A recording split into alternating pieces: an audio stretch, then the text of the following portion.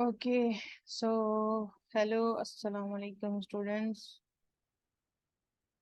This is your teacher Askabat, and today we are discussing about the remaining strategic analysis approaches, which is Porter for five forces model और core competencies.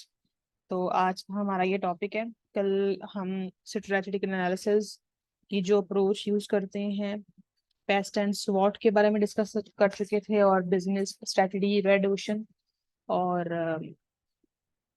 Blue ocean के बारे में discuss कर चुके थे। तो आज जो है वो हमारा नेक्स्ट टॉपिक है, वो है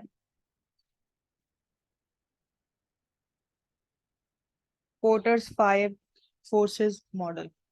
अच्छा देखें, स्वॉट में बेसिकली हमने क्या देखा था। स्वॉट के अंदर हमने ये देखा था, स्वॉट में आपने बिजनेस की स्ट्रेंथ, बिजनेस की वीकनेसेस, हर चीज को एनालाइज कर लिया, और उसके बाद फिर आपने कुछ मैक्रो इकोनॉमिक कंडीशंस भी देख ली, कुछ फैक्टर्स भी देख लिए पेस्ट में। ठीक है। अच्छा, क्या इसके अलावा कोई और चीज ऐसी नहीं है जिसके बारे में हमें बहुत ही थॉरली पता होना चाहिए? जैसे अगर हम लोग फॉर एग्जांपल पेस्ट के बारे में देखें, तो पेस्ट में हमने पॉलिटिकल कंडीशंस, पॉलिटिकल फैक्टर्स जो कि इन्फ्लुएंस कर सकते हैं हमारी सोसाइटी को, इकोनॉमिक, सोशल और टेक्नोलॉजिकल, देख लिए थे। लेकिन हम लोग यहाँ पर एक चीज भूल गए, और वो हम लोग भूल गए थे कंपेटिटर्स के बारे में। कंपेटिटर्स के अंदर एक चीज जो कि आपकी स्वॉट क्लियर कर रहा है, और वो है थ्रेट्स। थ्रेट्स में लेकिन हम लोग ओवरऑल थ्रेट्स देख रहे हैं। उसमें हम लोग अपनी प्रोडक्ट की फीचर्स के जो है वो थ्रेट्स देख रहे हैं, या फिर हम लोग उसके अंदर ये देख रहे हैं कि कौन कौन से और ऐसे थ्रेट्स हो सकते हैं। मे बी वो कोई फाइनेंशियल रिसोर्सेज के लिहाज से हमारे पास फाइनेंशियल रिसोर्सेज एडुकेट नहीं है, वो थ्रेट हो सकते हैं। एक्सटर्नली यानी कि जो भी थ्रेट्स हो सकते हैं एक बिजनेस को, कंपटीशन जो है वो इसका एक थ्रेट हो सकता है। तो हम ये सारे थ्रेट्स जो है वो देख रहे थे। ठीक है।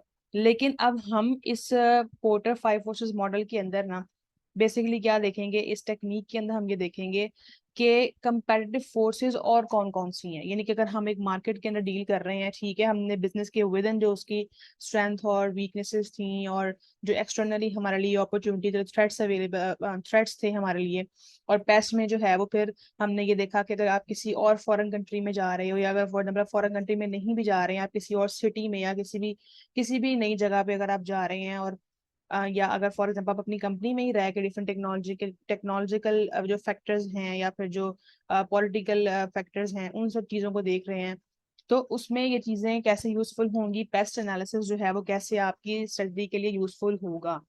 ठीक है। आज हमने ना टोटली क्या बात करनी है, कंपैरेटर्स के बारे में बात करनी है। कंपैरेटर्स का मतलब हम, मैं सिर्फ उन कंपैरेटर्स के बारे में बात नहीं कर रही जो कि हमारे साथ, हमारे राइवल में हमारे साथ प्ले कर रही होती है मार्केट में।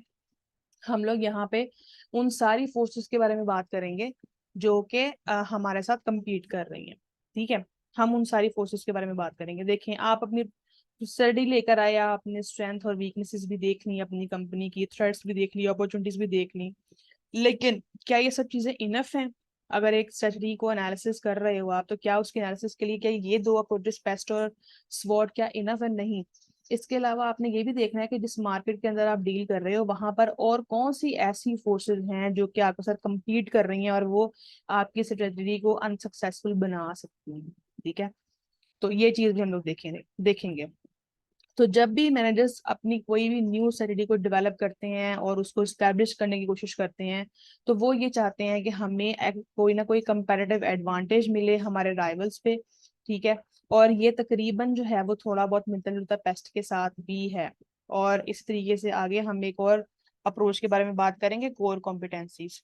तो जो हमने स्पॉट अप्रोच की थी, उसमें स्ट्रेंथ वाला जो पार्ट है वो कोर कॉम्पिटेंसीज के साथ मिलता जुलता है। यानी कि आप ये जो आगे दो पढ़ रहे हो ना, ये सारी जो बेसिकली स्ट्रेटेजिक एनालिसिस की जो अप्रोचेस हम लोग पढ़े, ये आपस में कहीं ना कहीं इंटरलिंक्ड हैं।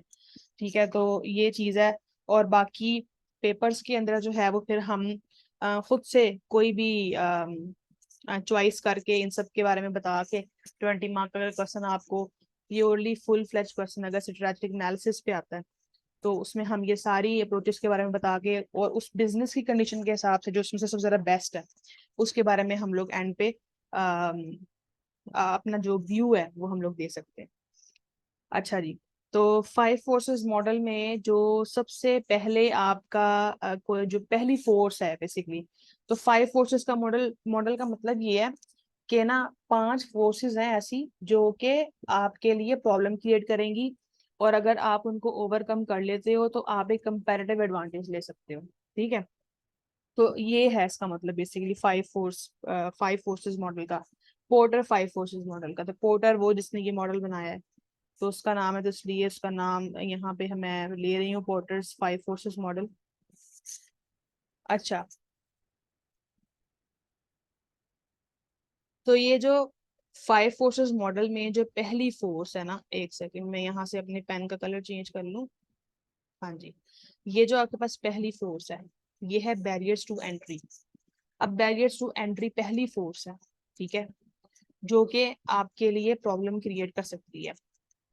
तो इसमें इसका मतलब क्या है, barriers to entry, how easy for the firms can join the industry and compete with existing business.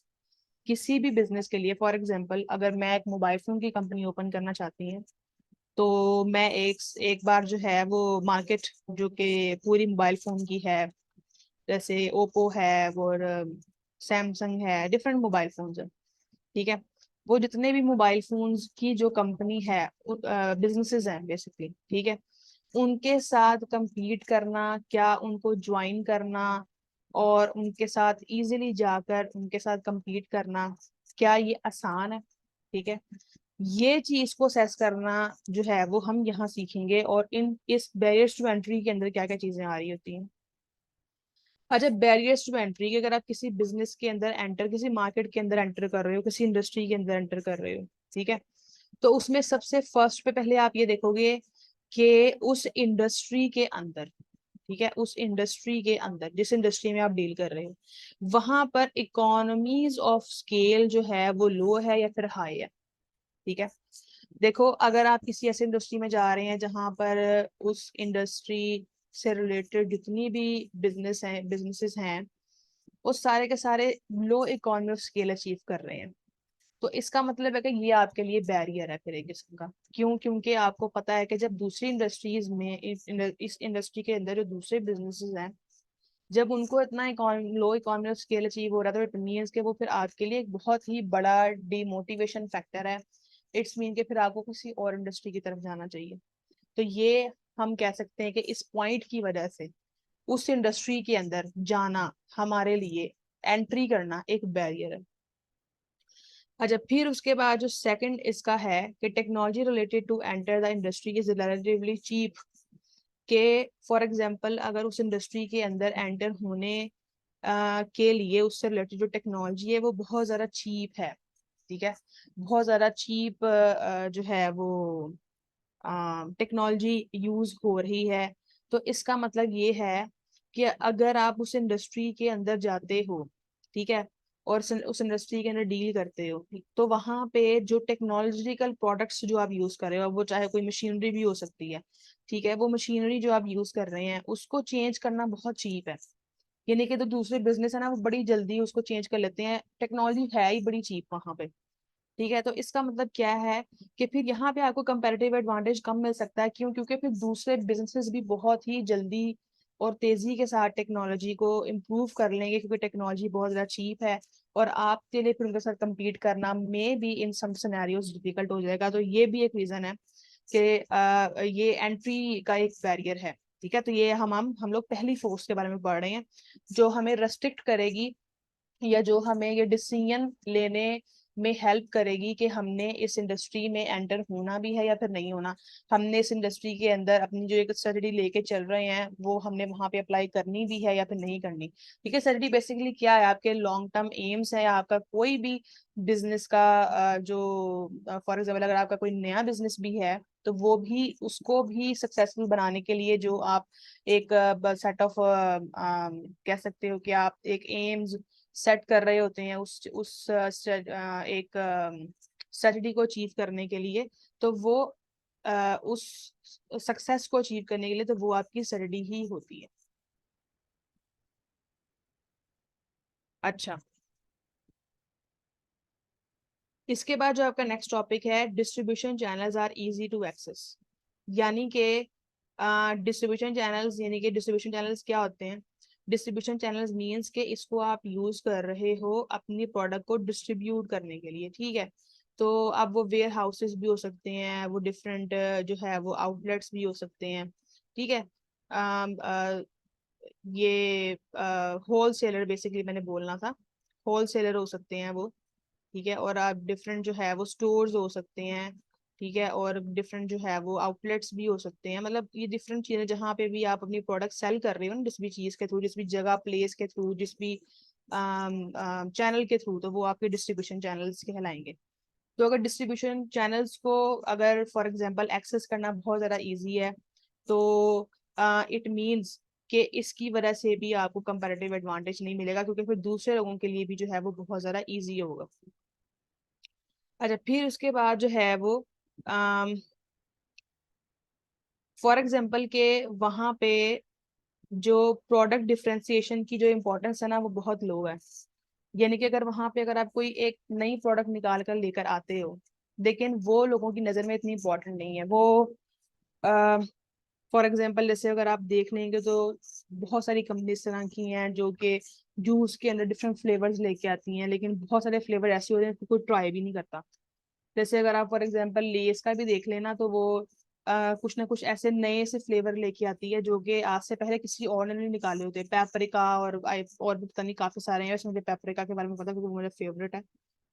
तो लेकिन चल वही रहे हैं, मतलब वो मसाला चीज और जो सॉल्ट वाला है आई थिंक।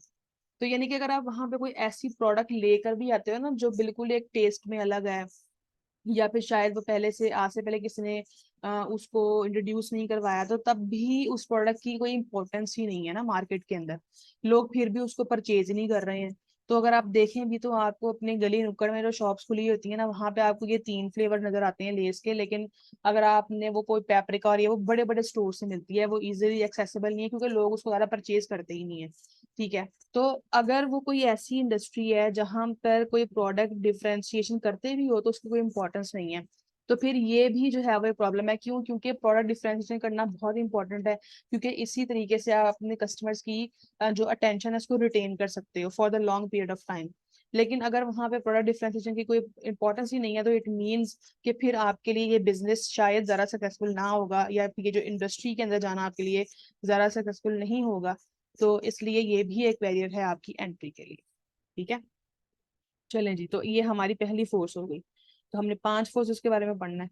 अच्छा, नेक्स्ट जो है वो हमारी फोर्स है पावर ऑफ बायर्स, यानी कि जो लोग हमसे, हमारे कस्टमर जो हमसे चीज खरीदने वाले हैं, उनकी पावर क्या है, ठीक है। अब देखो वो लोग बहुत पावरफुल हैं, तो हमने ये भी देखना है कि जिस इंडस्ट्री में जा रहे हैं उस इंडस्ट्री के अंदर उस इंडस्ट्री के जो कस्टमर्स हैं उनकी पावर क्या है, ठीक है।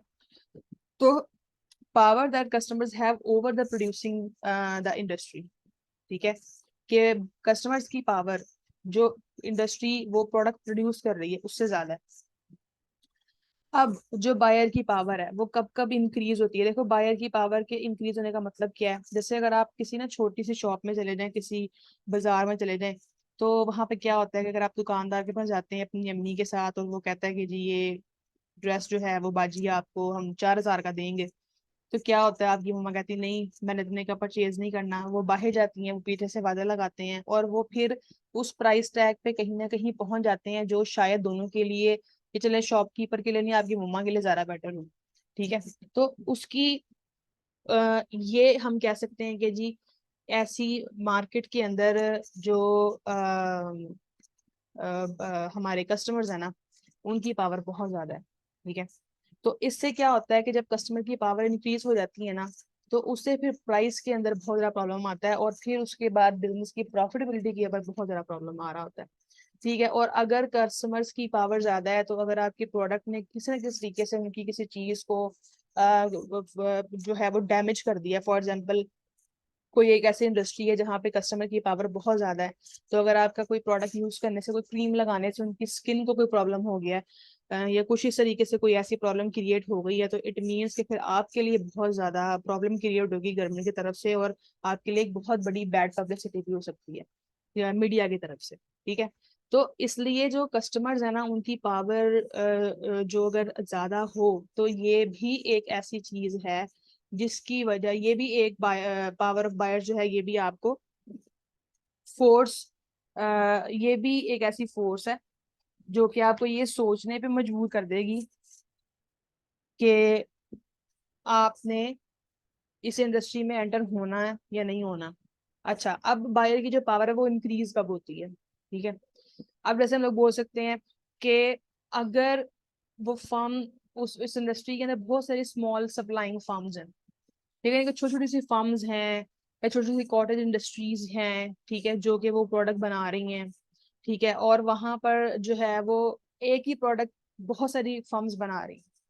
तो वहां पर एक तो बायर की पावर नीचे तो रहेगी, क्योंकि बायर को पता है कि उसके पास चॉइसेस हैं बहुत ज्यादा, अगर वो आपसे नहीं तो वो किसी और से परचेज कर लेगा, ठीक है। फिर उसके बाद हो सकता है कि सप्लायर्स के साथ स्विचिंग करना, उसकी कॉस्ट बहुत ज्यादा कम हो, इसकी वजह से भी हो सकता है कि सप्लायर्स जिससे आप ये रॉ मटेरियल परचेज करके और बाद में वो प्रोडक्ट बना रहे हैं, तो उसको स्विच करना आपकी, क्योंकि सप्लायर के साथ स्विच करना, एक सप्लायर दूसरे सप्लायर की तरफ जाना समटाइम बहुत कॉस्टली होता है, क्योंकि एक सप्लायर में भी आपको बहुत ही अच्छी प्राइस में एक चीज प्रोवाइड कर रहा हो, लेकिन दूसरी जो है वो आपको ज्यादा प्राइस में चीजें प्रोवाइड करें। और वैसे भी सप्लायर के साथ सिर्फ प्राइस का रिलेशन नहीं होता, आपने ये भी देखना होता है कि वो आपको डिस्काउंट कितना दे रहा है, या फिर अगर आप उसके साथ जो है डील कर रहे हैं तो आप उसकी प्रोडक्ट की क्वालिटी कैसी है, रॉ मटेरियल की क्वालिटी कैसी है, ठीक है। और इसके अलावा वो जो सप्लायर है वो आपको खुद से सारा का सारा रॉ मटेरियल डिस्ट्रीब्यूट करेगा, यानी कि खुद से ट्रांसपोर्ट फैसिलिटी देगा या नहीं देगा।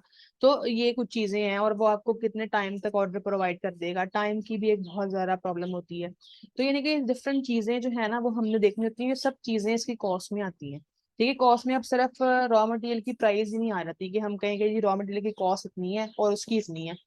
तो एक सप्लायर जो है वो आपको हो सकता है कि एक कोई रॉ मटेरियल जो है वो आपको $100 का दे रहा है, कोई और है वो 50 का दे रहा है, लेकिन हम ये नहीं कह सकते कि 50 वाला कम कॉस्टली है। हो सकता है कि वो दूर बहुत हो सकता है कि वो आपको बोले कि मैं महीने में आपको सिर्फ इतना ही माल डिलीवर कर सकता हूँ, उससे ऊपर नहीं कर सकता, लेकिन आपकी डिमांड उससे ज्यादा है, क्योंकि आपके प्रोडक्ट बहुत ज्यादा सेल होती हैं। अगर वो टाइम पे माल डिलीवर नहीं करेगा तो आपकी जो प्रोडक्शन है उसमें हॉल्ट क्रिएट हो जाएगा। तो ये एक रीजन है, ठीक है।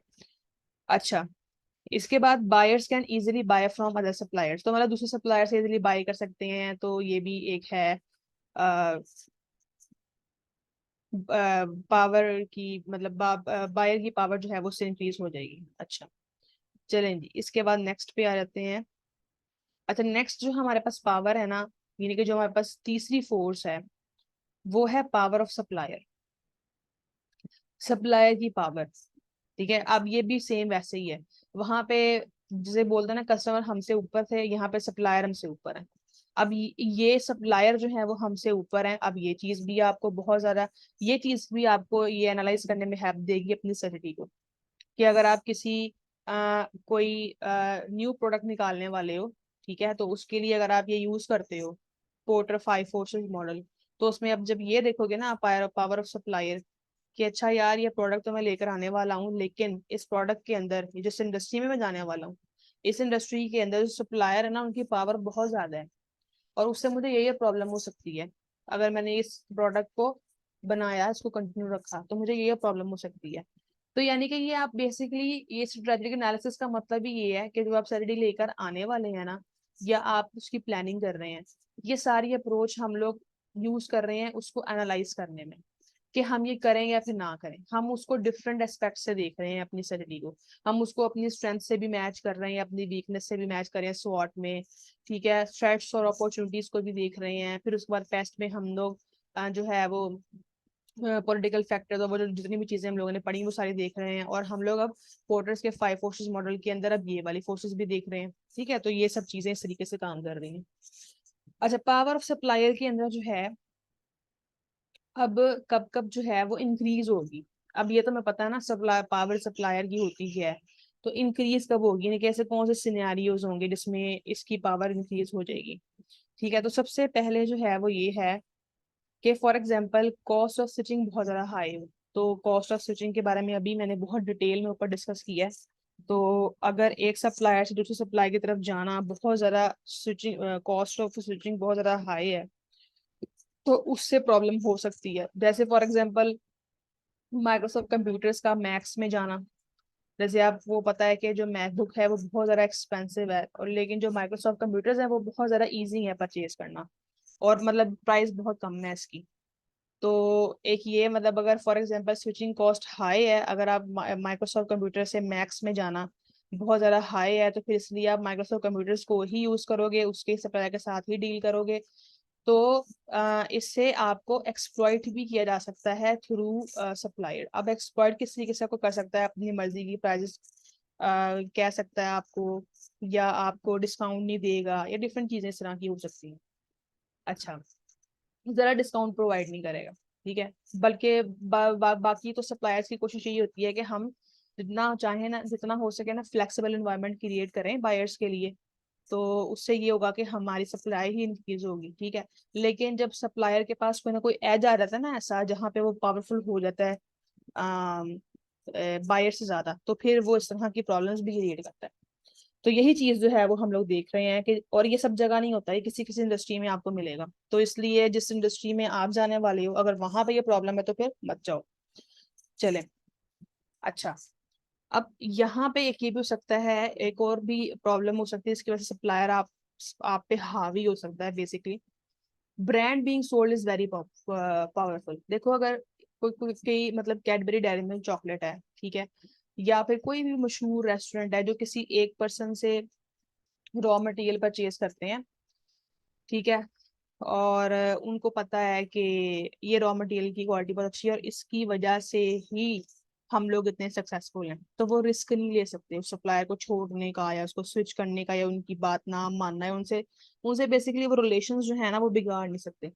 क्यों? क्योंकि उनकी जो पूरी ब्रांड नेम है वो उस प्रोडक्ट की क्वालिटी जो है, उसमें जो रॉ मटेरियल यूज हो रहा है वो टोटली उन सप्लायर के ऊपर ही है। तो एक ये भी प्रॉब्लम है। तो तब भी जो सप्लायर्स की पावर इंक्रीज हो जाती है। अच्छा, suppliers could realistically threaten to open their forward integration operation. तो ये भी हो सकता है कि सप्लायर बोलें कि ठीक है, हमें आपकी जरूरत नहीं है, हम जो है वो आपके साथ compete करेंगे, हम यही रॉ मटेरियल जो आपको प्रोवाइड करके आपको इतनी बड़ी ब्रांड बना दी है, तो क्यों ना हम अपने ही इस रॉ मटेरियल को यूज करें और हम फॉरवर्ड इंटीग्रेशन करें, यानी कि फिर हम लोग फिनिश प्रोडक्ट्स भी बनाना शुरू करें, ठीक है। तो इस वजह से भी बायर की पावर इंक्रीज हो सकती है। अच्छा, फिर इसके बाद है थ्रेट ऑफ सब्सिट्यूट्स। देखो अब ये जो सब्सिट्यूट्स है ना, अब ये सब्सिट्यूट्स आपके माइंड में वो वाले सब्सिट्यूट्स आ रहे होंगे कि जैसे फॉर एग्जांपल चीनी और शक्कर, ठीक है, इस तरह के दिमाग में आपको सब्सिट्यूट्स आ रहे होंगे। तो लेकिन ये जो सब्सिट्यूट्स है ना वो जरा थोड़े से ना डिफरेंट तरह के सब्सिट्यूट्स हैं।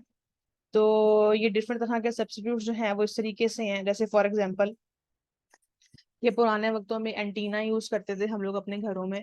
जब हमें कोई मतलब ड्रामा और कोई मतलब जैसे केबल वगैरह इस तरीके से इतना आसान नहीं होता था, तो हम लोग एंटीना यूज किया करते थे।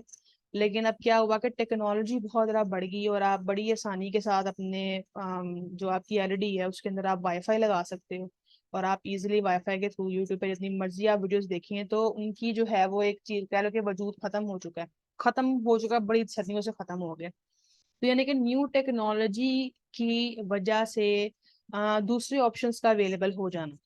यानी कि अब आपने ये देखना है कि जिस जिस इंडस्ट्री में आप डील कर रहे हो वहां पे कहीं टेक्नोलॉजी इतनी एडवांस तो नहीं है कि बहुत ही जल्दी आगे प्रोडक्ट को वो बहुत पीछे छोड़ देगी, और एक और बंदा आके टेक्नोलॉजी का यूज करके आपसे ज्यादा बेटर प्रोडक्ट बना देगा, ठीक है। तो ये भी चीज आपने देखनी है। फिर उसके बाद आपने ये भी देखना है कि प्राइस कंपटीशन कैसा है वहां पे, ठीक है। ये चीज भी जो है वो जाहिर सी बात है कि प्राइसेस की वजह से भी सब्सिट्यूट्स के ऊपर जो है वो लोग यानी कि स्विच करते हैं एक प्रोडक्ट से दूसरे प्रोडक्ट में, लेकिन वो सब्सिट्यूट नहीं चाहिए, ठीक है। अच्छा, फिर उसके बाद जो है वो अम, और भी बहुत सी चीजें आ सकती हैं। कोई भी सिग्निफिकेंट प्रोडक्ट जिस इंडस्ट्री में आप जा रहे हो, ये वहां पे फॉर एग्जांपल ऑलरेडी कोई ब्रांड काम कर रही है, तो हो सकता है कि एक सेकेंड।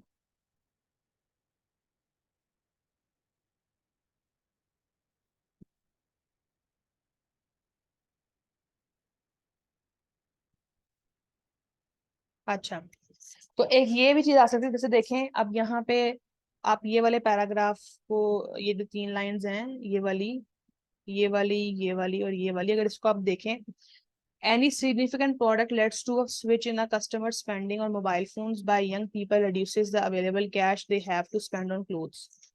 तो ये भी है एक। तो अब देखें, क्लोथ्स मोबाइल फोन का सब्स्टिट्यूट तो नहीं है। तो यही चीज मैंने आपको शुरू में बता दी थी कि ये सब्स्टिट्यूट्स वो वाला टोटली, वो वाला भी सब्स्टिट्यूट है, लेकिन इसके अंदर ये चीजें भी इंक्लूड होंगी।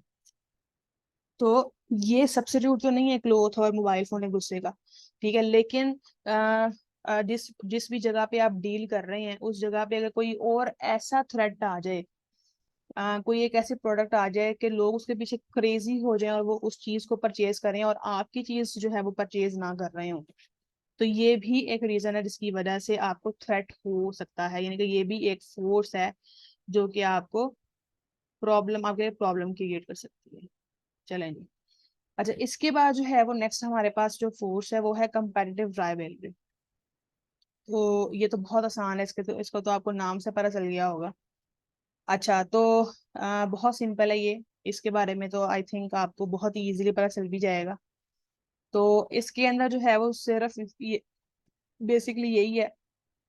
This is a key part of this analysis. It sums up the most important factor that determine the level of competition or rivalry in an industry. क्या मतलब, जिस भी जगह हम जा रहे हैं, जिस इंडस्ट्री में डील कर रहे हैं, वहां पे कंपटीशन कितना हाई है, ठीक है। It is based on the other four forces. अब यहाँ पे और भी कुछ चीजें यहाँ पे आएंगी जिसकी वजह से ये जो कंपेटिटिव राइवलरी है और जरा इंक्रीज हो जाएगी। अच्छा, इसके अंदर जो है वो फर्स्ट ऑफ ऑल क्या चीज आएगी, it is more easy to enter industry. Industry में अगर एंटर होना इजी है, इट्स मीन के बहुत सारे बिजनेस भी इंडस्ट्री में इजीली एंटर हो सकते हैं, ठीक है।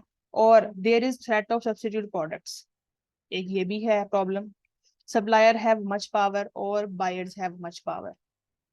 तो ये सब रीजंस की वजह से जो कंपटीशन है वो बहुत ज्यादा इंक्रीज हो सकता है। देखो, बायर की अगर पावर बहुत ज्यादा होगी, ठीक है, तो इसका मतलब क्या है, इसका मतलब ये है कि बाकी बिजनेस जो है वो भी अपने प्राइसेस को कम करने की कोशिश करेंगे, और वो फुली बायर को सेटिस्फाई करने की कोशिश करेंगे, और वो अपना पूरा जान लगा देंगे किस तरीके से हम लोग बायर्स को सेटिस्फाई करें ताकि बायर्स हमसे ही चीज परचेज करें।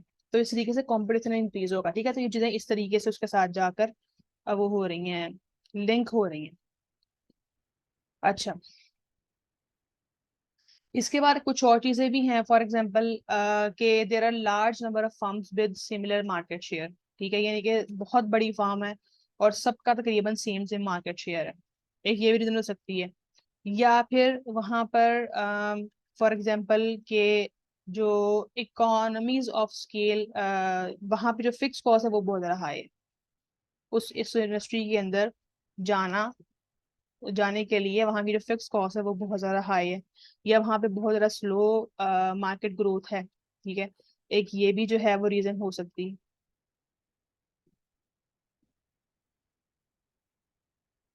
ओके,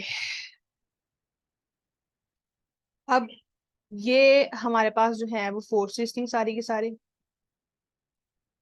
अब इससे हमें एडवांटेज क्या हो रहा होगा, it helps businesses decide whether to enter an industry or not. It provides insight into the potential profitability of market. ठीक है, आपको बड़े अच्छे तरीके से समझ लग जाएगी कि इस इंडस्ट्री के अंदर आपके लिए प्रॉफिट भी है या नहीं है, या फिर आप फजूल में अपना टाइम वेस्ट कर रहे हो, ठीक है। और आपको ये भी पता चल जाएगा, अगर फॉर एग्जाम्पल अगर आप उस इंडस्ट्री के अंदर ऑलरेडी हैं तो उसके लिए भी है कि आपको पता चलेगा कि आपने इस मार्केट में स्टे भी करना है या फिर नहीं करना, क्या आप उतने कंपेरेटिव हो सकते हो और इतनी बाकी लोग हैं, ठीक है। और इसके अलावा आपको अगर फॉर एग्जाम्पल इस इंडस्ट्री के अंदर रहना है और अगर आप ये सब चीजें देखते हो तो आपको फिर कुछ ना कुछ और अदर स्ट्रेटजी बना सकते हो कि इस कंपटीशन को रिड्यूस कैसे किया जाए, ठीक है। तो यानी कि अगर आपने इंडस्ट्री नहीं भी छोड़नी है तो उसको रिड्यूस कैसे करना है, उससे रिलेटेड भी आप आइडियाज लेके आ सकते हैं, ठीक है। अच्छा, तो अब ये जो पोर्टर का 5 फोर्सेस मॉडल है, इसकी थोड़ी हम लोग इवेल्युएशन भी देख लेते हैं। तो फर्स्ट ऑफ ऑल तो ठीक है, अच्छी बात है, मैनेजर्स जो हैं वो अपनी कंपैरेटिव स्ट्रक्चर बनाते हैं, बहुत ही लॉजिकल वे में उसको देखते हैं और उनको पता चलता है कि हमने कैसे compete करना है दूसरी फर्म्स के साथ, ठीक है। लेकिन ये एक स्टैटिक एनालिसिस है, यानी कि ये जितनी भी कंडीशंस हमने देखी हैं, बायर की पार और बैरियर्स ऑफ एंट्री, टेक्नोलॉजी से रिलेटेड चीजें देखी, ठीक है, ये सब चीजें जो हैं ये एक स्टैटिक एनालिसिस है, यानी कि ये सेम नहीं रहेगा, ये कभी भी जो है वो चेंज हो सकता है। कहाँ चला, हाँ। ये बायर की पार, सप्लायर की पार, टेक्नोलॉजिकल चेंजेस, ठीक है, ये सब चीजें ऐसी हैं जो कि बहुत ही जल्दी चेंज हो सकती हैं, और इसकी वजह से ये बहुत जल्दी पुराना हो जाएगा और आपको उसको बार बार से एनालाइज करना पड़ेगा और अगेन एंड अगेन आपको इसको जो है वो डेवलप करना पड़ेगा। ठीक है। अच्छा, एक ये भी जो है वो इसको हम इस तरीके से क्रिटिसाइज कर सकते हैं। दूसरा ये है कि ये मॉडल बहुत ज्यादा कॉम्प्लेक्स भी हो सकता है। ठीक है। और ये कॉम्प्लेक्स किस तरीके से होगा, अगर आप डिफरेंट मार्केट में डिफरेंट प्रोडक्ट के साथ काम कर रहे हो। यानी कि जो है वो आपकी cold drink, for example cold drink की कंपनी है, ठीक है, आप जो है वो चिप्स भी बना रहे हैं और आप केक्स भी बना रहे हैं, ठीक है, और जो है वो आप फॉर एग्जांपल कोई भी other, for example mobile phones भी हैं। यानी कि आपने ना डिफरेंट इंडस्ट्रीज के अंदर अपनी ना टांगे जो हैं वो फंसाई हुई हैं। तो अब यहाँ पे आपका क्या प्रॉब्लम क्रिएट होगा कि जाहिर सी बात है कि हर प्रोडक्ट की अपनी अपनी मार्केट फोर्सेज हैं।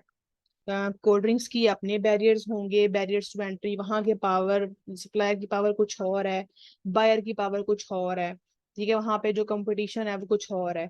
इस तरीके से अगर आप केक्स के बारे में बात करें तो वहां पे भी यही सिमिलर चीज है, अगर आप क्लोथ्स के बारे में बात करें तो वहां पे भी सेम यही चीज है। तो इस तरीके से बहुत ज्यादा कॉम्प्लेक्स हो जाएगा इसको फॉलो करना और इसको बनाना भी।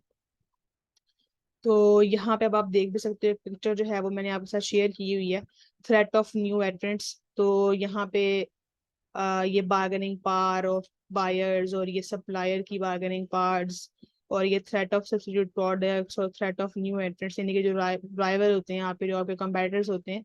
तो ये सब चीजें जो है वो यहाँ पे मैंने मेंशन भी कर दी हैं, तो आप यहाँ से एक बार इसको पढ़ भी सकते हो, देख भी सकते हो। तो तकरीबन सिमिलर वही है जो मैंने अभी आपको जो है वो बताई है। आप वीडियो को यहाँ पे पॉज करें और यहाँ से आप उसको देख भी सकते हैं। अच्छा, इसके बाद जो है वो हमारी लास्ट स्ट्रेटेजिक एनालिसिस की जो अप्रोच रह गई है वो है कोर कॉम्पिटेंसीज। अच्छा, हमने यहाँ पर देखा है कंपटीशन कंपटीशन कंपटीशन, ठीक है। अच्छा, अब ये कंपटीशन को तोड़ें कैसे? कंपटीशन को तोड़ इस तरीके से सकते हैं कि हमारी खुद की कंपनी की ना कोई कोर कॉम्पिटेंसीज होनी चाहिए। अभी जो कोर कॉम्पिटेंसीज क्या होती हैं, बेसिकली बिजनेस के अंदर कोई ऐसी कैपेबिलिटी जो कि बिजनेस को कोई कंपैरेटिव एडवांटेज दे, बिजनेस के अंदर कोई ऐसी यूनिक चीज, बिजनेस के अंदर कोई ऐसी यूनिक आइडिया, बिजनेस के अंदर कोई भी ऐसी यूनिक कैपेबिलिटी, कोई यूनिक रिसोर्सेज, कोई यूनिक स्ट्रेंथ जिसका वो यूज करे और उससे ले वो कंपैरेटिव एडवांटेज। तो हम ये बोल सकते हैं कि जो हमने अभी पोर्टर का 5 फोर्सेस मॉडल देखा है ना, उसमें कंपटीशन कंपटीशन कंपटीशन कंपटीशन, तो कंपटीशन को तोड़ें कैसे? कंपटीशन को तोड़ सकते हैं कोर कॉम्पिटेंसीज के थ्रू। ठीक है। हम क्या कर सकते हैं, हम बना सकते हैं जी अपनी कोर प्रोडक्ट। अभी जो कोर प्रोडक्ट है आपकी, बेसिकली ये क्या है, वो प्रोडक्ट जो कि टोटली बिजनेस की कोर कॉम्पिटेंसीज के ऊपर बेस करती हो। ठीक है। और जरूरी नहीं है कि वो सिर्फ और सिर्फ जो है वो आपके एंड यूजर के लिए हो, मतलब कि वो रॉ मटेरियल भी हो सकते हैं। यानी कि आप कुछ ऐसे रॉ मटेरियल बना के किसी और फर्म को दें जो उनको उस रॉ मटेरियल को यूज करके फिर फिनिश प्रोडक्ट के अंदर चेंज करे, तो ये वो भी हो सकते हैं। ठीक है। तो यानी कि कोर कॉम्पिटेंसीज जरूरी नहीं है कि फिनिश प्रोडक्ट ही हो, वो आपकी सेमी फिनिश, यानी कि वो रॉ मटेरियल भी हो सकते हैं जो कि आप बना के किसी और को देते हो। अच्छा, तो ये इस तरीके से जो है वो आप कंपैरेटिव एडवांटेज ले सकते हो। अच्छा, अब इसमें जो है वो क्या क्या चीजें इंक्लूड होंगी कोर कॉम्पिटेंसीज के अंदर, हमें कौन कौन से स्टेप्स को फॉलो करना पड़ेगा if we want to be competitive. ठीक है। तो सबसे पहले जो है वो आपको कंज्यूमर्स को क्लियर बेनिफिट्स प्रोवाइड करने हैं कि उनको बेनिफिट्स कौन से होने वाले हैं आपके प्रोडक्ट को यूज करके। ठीक है। और आप जो भी आइडिया, जो भी प्रोडक्ट लेके आ रहे हो ना, एक चीज आपने मेक श्योर करनी है कि it should not be copied by any any other business very easily. ये कॉपी नहीं होने चाहिए। आपका कोई डिजाइन है, कुछ भी है, उसको आप पेटेंट करवाओ। ठीक है। और जो है वो उसको अगर आप पेटेंट करवाओगे तो उससे क्या होगा, कोई भी आपका डिजाइन इजीली कॉपी नहीं कर सकेगा, ये इलीगल होगा। ठीक है। तो उससे क्या होगा कि क्योंकि ये आपकी कोर कॉम्पिटेंसी है वो प्रोडक्ट, तो अगर उसको कोई और कॉपी कर लेता है तो इसका मतलब ये है कि फिर आपकी कोर कॉम्पिटेंसी ना नहीं, और उससे बनने वाली जो प्रोडक्ट है वो फिर कोर प्रोडक्ट ना रही, तो ये एक प्रॉब्लम है। तीसरी चीज आप क्या कर सकते हैं कोर कॉम्पिटेंसीज को अप्रोच को यूज करने के लिए, ये जो है वो एप्लीकेबल हो डिफरेंट प्रोडक्ट्स और एंड मार्केट्स के अंदर। ठीक है। और कोर कॉम्पिटेंसीज की वजह से ही आपकी कोर प्रोडक्ट्स बनती हैं। ठीक है, ये मैंने यहाँ पे लिखा हुआ है कि core competency leads to core product. तो कहीं ना कहीं अगर आप देखो ना, तो ये जो आपकी कोर कॉम्पिटेंसी है ना, ठीक है, ये टोटली आपकी जो स्वॉट था ना, स्वॉट, ठीक है, उस स्वॉट में जो बिजनेस की स्ट्रेंथ थी, ये उसके साथ ही मैच करती है। हम कह सकते हैं कि ये दोनों लिंक हैं। तो ये सारी मैंने जैसा को जो मैं बताया इंटरलिंक्ड है सारी। अच्छा चलें, खैर हम लोग आगे आते हैं। अब मैं आपको ना थोड़ी सी एग्जांपल यहाँ से बता देती हूँ कि कोर कॉम्पिटेंसीज जो हैं वो अब हैं क्या, और बिजनेस के पास कोर कॉम्पिटेंसीज डिफरेंट बिजनेस के पास होती कौन कौन सी हैं। तो अब देखो, सोनी सोनी मोबाइल फोन, अगर आप सोनी मोबाइल फोन देखें ना, तो वो बहुत हैंडी होते हैं। यानी कि अगर आपने कभी सोनी मोबाइल फोन यूज किए हैं, तो जो लोग सोनी यूज करते हैं ना, वो सोनी यूज करते हैं, करते बहुत कम लोग यूज हैं इसको। लेकिन सोनी का क्या है कि ये इनके डिजाइन वो बड़े खूबसूरत से होते हैं, और इनको बड़ी ही आसानी के साथ आप यानी कि इसको हाथ में पकड़ सकते हो, बहुत ही ज्यादा ये कंफर्टेबल होते हैं पकड़ने में। तो इसका एक जो क्लियर बेनिफिट जो सोनी कंपनी का रहता है ना कस्टमर को, वो है पॉकेटेबिलिटी। इजिली इसको कहीं पे भी कैरी करके पॉकेट में डाल के बहुत ही कंफर्टेबल वे में इसको लेके जाया जा सकता है। तो हमने कोर कॉम्पिटेंसीज का यही देखा है कि आप कुछ भी प्रोडक्ट बनाने लगे हैं ना, ठीक है, उसके अंदर जो सबसे नंबर वन पे चीज थी वो क्या थी। अभी स्टार्टिंग में जो है वो हमने क्या देखा था, जो पहला पॉइंट था ये वाला, provide clear benefits to consumers. ठीक है, जब आप एक फॉर एग्जांपल एक अपनी प्रोडक्ट के अंदर एक ऐसी अनोखी चीज इंट्रोड्यूस करवाते हैं जो दूसरी प्रोडक्ट से बिल्कुल डिफरेंट है, प्रोडक्ट डिफरेंशिएशन सिंपली आप उसको बोल सकते हो। ठीक है, तो उसकी वजह से जो है वो आपकी कोर कॉम्पिटेंसी क्रिएट होती है। अच्छा, उसके बाद ये फेडरल एक्सप्रेस, ये बेसिकली एक यूएस की कंपनी है, और इसकी जो है वो एक चीज जो कि बेनिफिट क्लियरली देती है कस्टमर को, वो ये है कि ये ऑन टाइम डिलीवरी करती है। तो ऑन टाइम डिलीवरी जो है वो उसी सूरत में हो सकती है जब आपकी लॉजिस्टिक्स मैनेजमेंट बहुत अच्छी हो। ठीक है, यानी कि अगर आपको बहुत तेज भूख लगी हुई है और आप खाना मंगवाना चाह रहे हैं, तो टेस्ट के साथ साथ आपके लिए एक बहुत दूसरी चीज इंपॉर्टेंट होगी, वो ये होगी कि यार जिस भी रेस्टोरेंट से मंगवाऊं, वो रेस्टोरेंट जो है वो मुझे बहुत जल्दी खाना ला के दे दे। ठीक है, मुझे मैक्सिमम इतने मिनट में मुझे खाना आ जाना चाहिए। तो अब वो आप उसमें फिर आप क्या करोगे, किसी ऐसे रेस्टोरेंट को चूज करोगे जिसका आपको एक क्लियर बेनिफिट पता होगा कि यार ये डिलीवरी ऑन टाइम करते हैं। ठीक है, अब ये मेरे लिए बेनिफिट है, लेकिन उस बिजनेस की कोर कॉम्पिटेंसी क्या है, उनकी लॉजिस्टिक बहुत अच्छी है।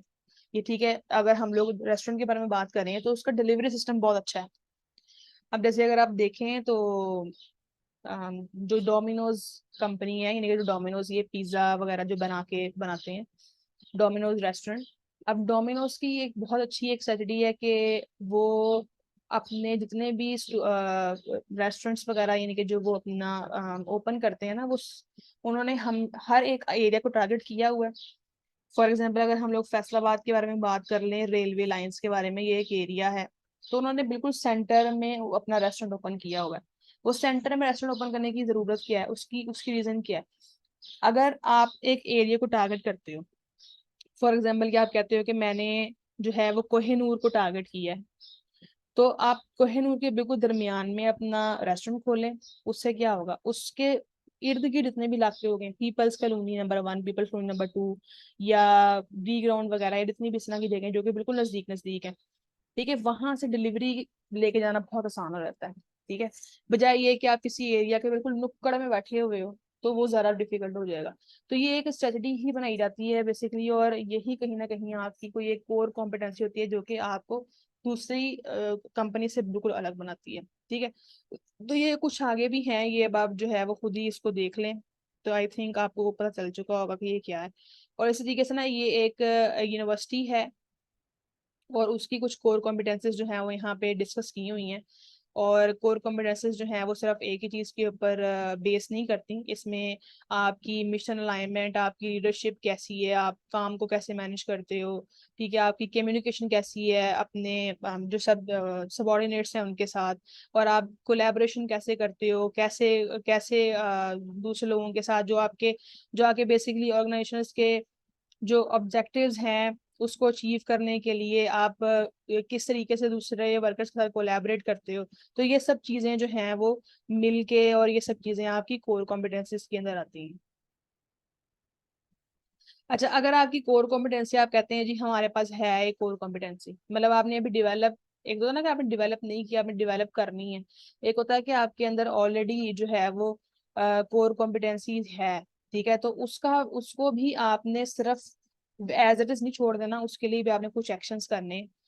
जैसे फॉर एग्जाम्पल आप बोलते हैं कि हाँ हमारे पास ऑलरेडी कोर कॉम्पिटेंसी है, तो सबसे आपने उस कोर कॉम्पिटेंसी को एज इट इज रहने नहीं देना।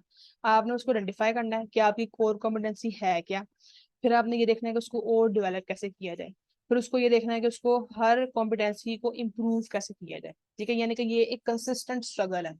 ऐसा नहीं है कि हाँ ठीक है, अगर आपकी मार्केटिंग एक्सपर्टीज बहुत अच्छी है, आपने बोला हाँ जी मेरी तो मार्केटिंग टीम बहुत अच्छी है, बड़ी अच्छी मार्केटिंग करती है, और आप उसको लेके सुकून से बैठे हुए हो, कुछ भी नहीं कर रहे हो, बस ठीक है हमारी अच्छी अच्छी है, और दिमाग में आप ख्याली पुलाव पका रहे हैं, और बाद में पता चले कि वो किसी और ने आपसे भी ज्यादा अच्छी मार्केटिंग मार्केटिंग टीम जो है वो हायर कर ली, तो ये एक प्रॉब्लम है। तो यानी कि हमें अगर ऑलरेडी हमारे पास कोई कोर कॉम्पिटेंसी है, तो उसको पहले आइडेंटिफाई करना है कि है कौन सी, डेवलप करना है उसको, और उसको इम्प्रूव कैसे करना है, अगर एक से ज्यादा है। अच्छा, और अगर आपके पास जो है वो कोई कोर कॉम्पिटेंसी नहीं है, ठीक है, लेकिन आपको जो है वो आइडेंटिफाई करना है कि पोटेंशियल वंस कौन सी है, यानी कि ऐसी कौन सी पोटेंशियल स्ट्रेंथ है आपके बिजनेस में, उसको अगर आपको आइडेंटिफाई करना है। Identify which core competency it makes sense to invest in and develop, कि कौन सी ऐसी जो आपके पास बहुत सारी पोटेंशियल कोर कॉम्पिटेंसी है, उसमें सबसे ज्यादा बेस्ट कौन सी है जिसको इन्वेस्ट करके और उसको डेवलप किया जा सकता है, ठीक है। अच्छा, फिर उसके बाद जो है वो फॉर एग्जांपल आपने आइडेंटिफाई नहीं किया हुआ अपनी एग्जिस्टिंग पोटेंशियल कोर कॉम्पिटेंसीज को, ठीक है, तो तब उस सूरत में आपने क्या करना है, ट्राई करें, ठीक है। और यहाँ पर आपने फिर क्या करना है, अपने से ज़्यादा से ज़्यादा लोगों को इन्वॉल्व करें, और अपनी कोर कॉम्पिटेंसीज की डिस्कवरी करें, ठीक है, अपने कंज्यूमर्स को जो है वो सर इन्वॉल्व करें, और जो है वो आप अपनी देखें कि आपकी कंपनी के पास ऐसी कौन सी स्ट्रेंथ है जो कि किसी और कंपनी के पास नहीं है, ठीक है। अब वो कुछ भी हो सकता है, वो कोई चीज भी हो सकती है, जो हमने अभी ऊपर यूनिवर्सिटी के बारे में डिस्कस किया था, वो इनमें से कुछ भी हो सकता है। वो आपका टीम वर्क भी हो सकता है, ठीक है, कि आपका टीम है, क्योंकि एट द एंड जब ये सब चीजें होंगी ना, तो उससे ही आपकी कोर प्रोडक्ट सामने आएगी, इन सब चीजों को ऐड ऑन करके, ठीक है। टूल्स वगैरह आपके, आपका प्रोफेशनलिज्म, अगर कोई सर्विस बिजनेस है और बहुत ही प्रोफेशनल आपके पास स्टाफ है, और फॉर एग्जांपल अगर आप किसी दो जगह पे जाते हो कपड़े खरीदने के लिए, एक जगह जाते हो वहां पे सेल्समैन आपको पूछ ही नहीं रहा, और वो आपको बहुत ही बैडली ट्रीट कर रहा है, और वो कुछ इंटरेस्ट नहीं दिखा रहा कि उसको अपनी प्रोडक्ट को सेल करने में कुछ इंटरेस्ट भी है या नहीं, ठीक है, और उसका फॉर एग्जांपल ड्रेसिंग स्टाइल भी अच्छा नहीं है, ठीक है, बिल्कुल भी प्रेजेंटेबल पर्सनालिटी नहीं है, लेकिन दूसरी जगह आप जाते हैं तो वहां पे ये सब चीजें जो हैं वो अवेलेबल हैं, अच्छी प्रेजेंटेबल पर्सनालिटी है, अच्छे तरीके से आपको डील किया जा रहा है, हर चीज बहुत जबरदस्त है। तो इट मीन के वहां पे प्रोफेशनलिज्म बहुत ज्यादा हाई है, और वो एक कोर कॉम्पिटेंसी बन जाएगी उस बिजनेस की, एक डिफरेंट चीज बन जाएगी, जिसकी वजह से आप वहां से अपने कपड़े परचेज करना पसंद करोगे, ठीक है। तो यानी कि कोर कॉम्पिटेंसीज बहुत कुछ हो सकती है जो आपको डिफरेंट बना दे, ठीक है। तो ये सब चीजें जो है वो उसके अंदर आती हैं। तो आपकी फाइनेंशियल एफिशिएंसी भी इसके अंदर आ सकती है, कि जी आप फाइनेंशियल बहुत ज्यादा एफिशिएंट हो, आपके पास जो बैंक है वो बहुत जल्दी से आपको कर्जा भी ले लेते हैं आपके, आप बहुत इजीली जो है वो शेयर्स को रेस कर सकते हो, फाइनेंस रेस कर सकते हो, शेयर्स को इंट्रोड्यूस इशू करवा के, ठीक है। तो ये भी आपकी एक कोर कॉम्पिटेंसी है, आपकी मैनेजमेंट स्किल्स बहुत अच्छी हैं, ठीक है, आपकी एडमिनिस्ट्रेटिव स्किल्स आपकी कंपनी के अंदर बहुत अच्छी हैं, टेक्निकल एक्सपर्टीज बहुत ज्यादा है, लॉयल्टी बहुत ज्यादा है आपकी, जो आपके कस्टमर है वो बहुत ज्यादा लॉयल है, ठीक है। तो ये भी आपकी कोर कॉम्पिटेंसी है। देखो अब जितनी भी बड़ी बड़ी ब्रांड्स हैं, ठीक है, वो उनकी प्रोडक्ट बहुत अच्छी है, हर चीज बहुत अच्छी है, लेकिन ब्रांड लॉयल्टी भी तो है ना। तो अगर फॉर एग्जाम्पल ब्रांड लॉयल्टी ना हो, तो वो इतनी अच्छी क्वालिटी प्रोडक्ट का क्या कर देंगे, इस तरह तो अच्छी क्वालिटी के प्रोडक्ट तो फिर आपको बहुत सारी और कंपनीज दे रही हैं, मतलब एक ही स्टेज पे बहुत सारी ऐसी क्लोथ्स ब्रांड्स हैं जो कि आपको अच्छे से अच्छे क्लोथ प्रोवाइड कर रही हैं, लेकिन जो कस्टमर जिस भी ब्रांड के साथ लॉयल है वो उसी ब्रांड से जाके कपड़े परचेज करेगा, तो कस्टमर की लॉयल्टी भी आपकी कोर कॉम्पिटेंसी है। ठीक है, तो मेरा ख्याल है कि काफी चीजें जो हैं वो हमने देख ली हैं। बाकी इसके अंदर और भी बहुत सी चीजें हैं। आप, ये बहुत वाइड टॉपिक है। ठीक है, आपकी जो है वो listening skills, planning skills, monitoring skills, बहुत सारी चीजें जो हैं वो उसके अंदर आ सकती हैं। और अगर आपके वर्कर्स जो है वो ऑलवेज कंसेंट टू लर्न रहते हैं, रेजिस्टेंस क्रिएट नहीं करते, तो वो भी आपकी एक कोर कॉम्पिटेंसी है, क्योंकि एट द एंड आपकी जो प्रोडक्ट निकलेगी वो इन्हीं सब चीजों का मिक्सचर होगी। और ये सब चीजें जो हैं वो एक पॉजिटिव मैनर में पॉजिटिव चेंज लेकर आएंगे। चलें जी। तो स्टूडेंट्स, आज हमारा जो लेक्चर था स्ट्रेटेजिक एनालिसिस पे वो ख़त्म हो चुका है। और अब जो है वो मैं आपसे इजाज़त चाहती हूँ। तो इंशाल्लाह अब जो हमारे नेक्स्ट कुछ टॉपिक्स रह गए हैं, स्ट्रेटेजिक चॉइस और स्ट्रेटेजिक इम्प्लीमेंटेशन, और भी बहुत सारी चीज़ें हैं, स्टडी रिलेटेड, मार्केटिंग और एचआर की स्ट्रेटजी और फाइनेंशियल स्ट्रेटजी, तो हम लोग सारी वन बाय वन जो है वो डिस्कस करेंगे। तो आज के लिए गुड बाय।